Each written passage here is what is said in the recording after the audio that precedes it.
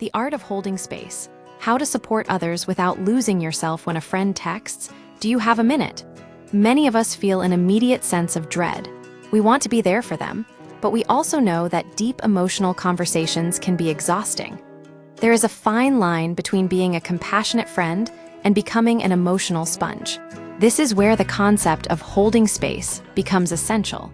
It is the practice of being present for someone without feeling the need to fix their problems or take on their emotional burden as your own. Understanding holding space, to hold space, is to offer a grounded, non-judgmental presence.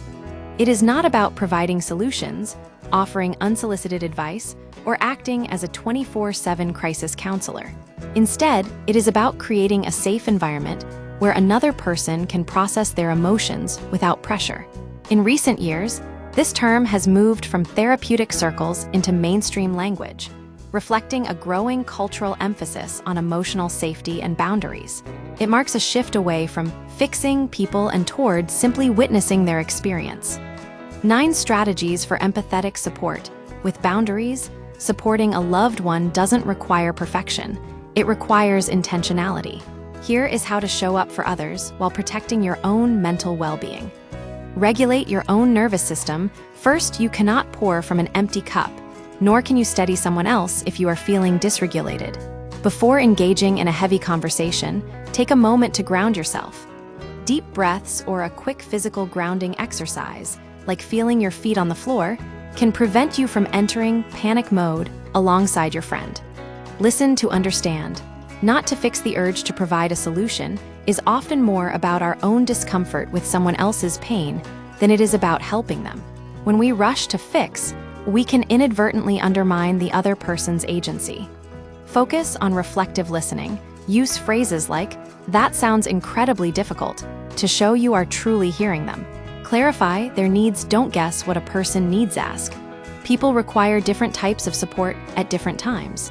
You can simply ask, "Do you need me to just listen? Do you want help thinking through your options? Or do you just need some company?" Manage your emotional bandwidth. Holding space does not mean you are obligated to sit through hours of venting. It is perfectly healthy to set a time limit.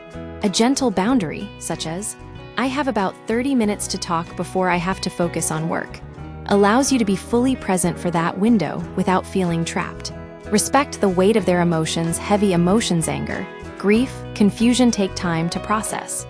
Attempting to cheer someone up or rush them through their sadness can actually cause an emotional rebound effect. Allow them the dignity of feeling what they are feeling. Embrace the power of silence. Silence is not a void that needs to be filled. It is often where processing happens. If the conversation lulls, resist the urge to fill the gap with platitudes.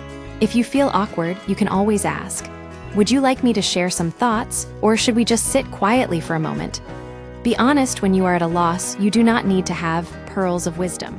Authenticity is more comforting than a scripted response. If you are struggling for words, it is okay to say, "I'm not sure exactly what to say, but I want you to know I care about you." Avoid monitoring their healing while checking in is kind. You do not need to become a biographer of their crisis. A simple "thinking of you" text is often more effective than daily inquiries for updates. Let them navigate their own journey at their own pace. Recognize when professional help is needed. There is a limit to what a friend can provide. If a situation is repetitive, deeply traumatic, or leaves you feeling consistently depleted, it is time to expand the circle of support. Suggesting therapy or professional counseling is not an act of abandonment. It is an act of recognizing that some challenges require specialized care. Summary: holding space versus emotional labor. It is important to distinguish between these two concepts to avoid burnout. Feature holding space. Emotional labor, intent, a conscious choice to be present. Managing emotions to meet expectations. Responsibility: the person in crisis owns their journey. You feel responsible for managing their mood. Feeling steady, mutual, and bounded. Draining, obligatory, and heavy. The bottom line: holding space is about being a witness, not a mechanic. By setting clear boundaries and focusing on presence rather than solutions, you can support those you love without losing your own sense of self.